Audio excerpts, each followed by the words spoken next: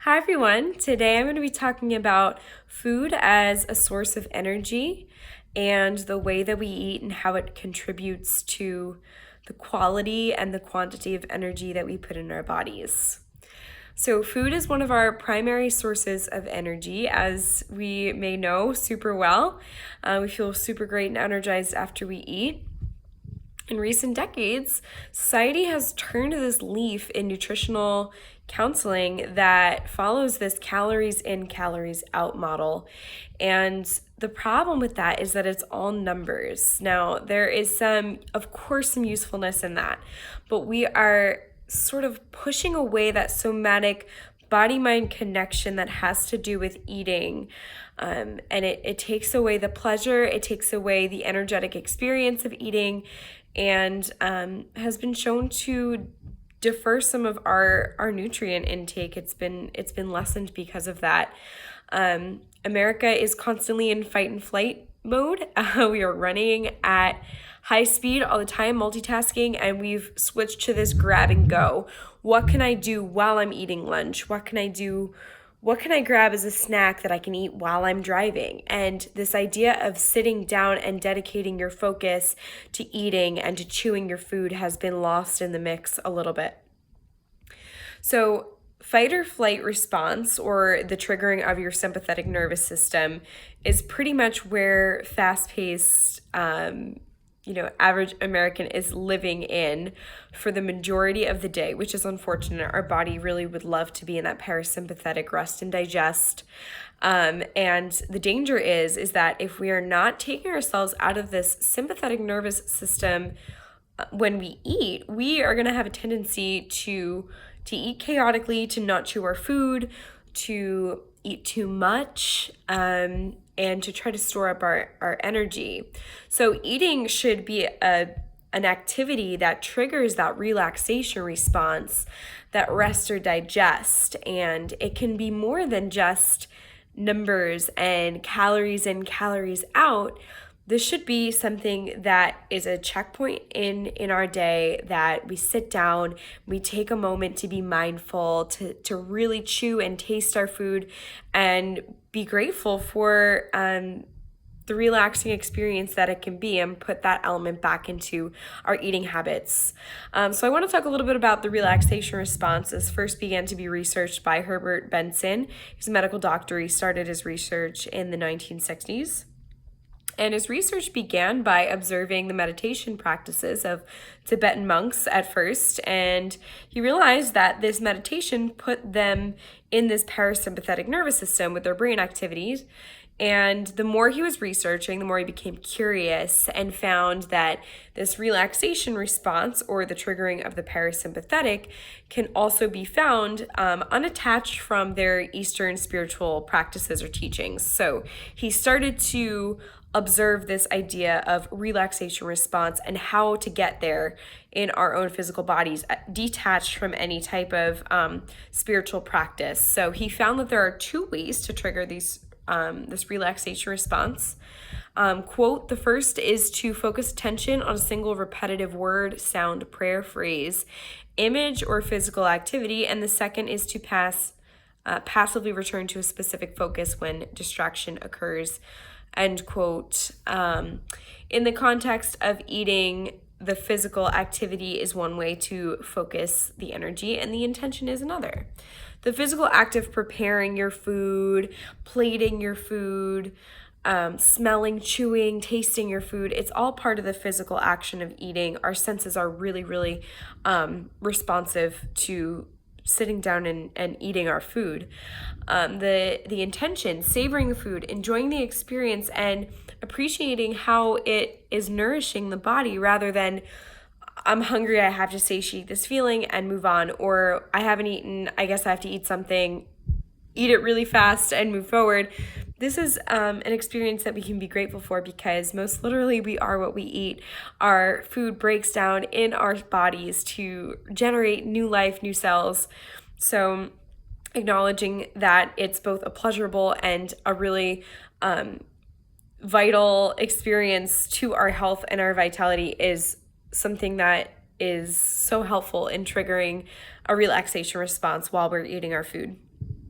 There was a study done by Western Healthcare, and they created a program called Eating with Friends.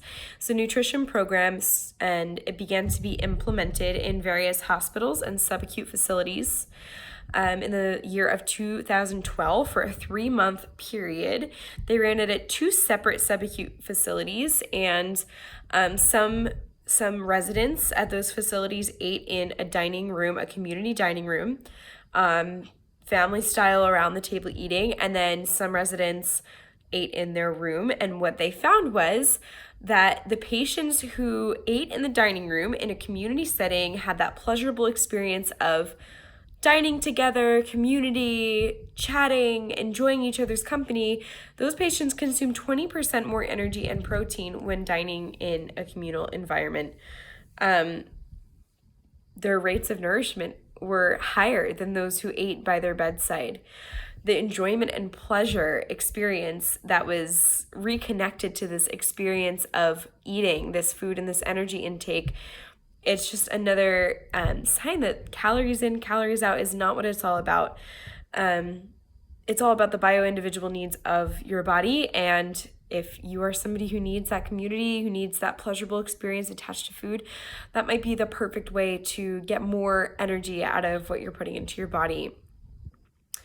Another really, really important aspect of triggering the relaxation response when you're eating, aside from pleasure, is slowing down the pace of your eating. It's been shown to increase satiation and even decrease the amount of food eaten. An author of a journal in Harvard Heart Letter speaks to this rationale by stating, quote, "The idea behind eating slowly makes sense. It takes time for the stomach's, quote, 'I'm getting full' signal to reach the brain, and slowing the pace of a meal may improve communication between stomach and brain," end quote. This transition into rest and digest is consistent with the findings of a study also done with mice that was done in order to find out more about the relationship of chronic stressors, social interactions, and food intake and assimilation in the body. The research from this study showed that when you were in a fight and flight mode, some of these mice now were taken into a setting, an environment where they were exposed to predators and an overstimulation, an abundancy of other mice, other predators, and in comparison to another group that had a very calm environment, not too overcrowded, low stress. And between these two groups, they found that the mice that were exposed to chronic stress and even predators who felt like they were threatened, their food intake was threatened, their safety was threatened, they tend to eat more because their body was preparing for battle in a way. Their body was aiming to be ready to protect them. And so they ended up eating more and overeating for their needs because they weren't in a direct threat.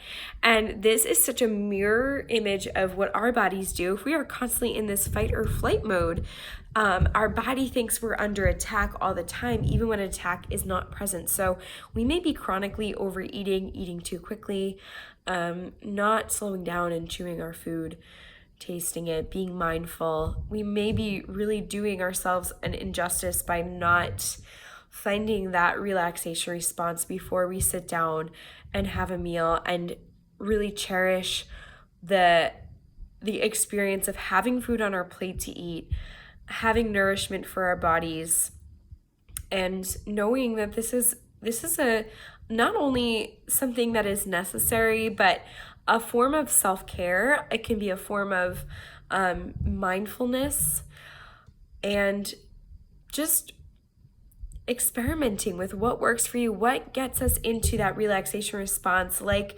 it was stated earlier, that relaxation response can be triggered by so many ways. A lot of people enjoy, myself included, praying over the food before it's eaten and really making a clear, offering of gratitude and mindfulness while you're eating your food can make a big difference with how that food assimilates in your body, how your genes express themselves. When we're properly nourished, our body is a perfect computer. It can run exactly the way it's supposed to. So I hope that you enjoyed reading about or hearing about this, and I hope that you chew your food a little bit more, enjoy your next meal when you sit down to eat it, and really grateful that we have food to eat on our plates.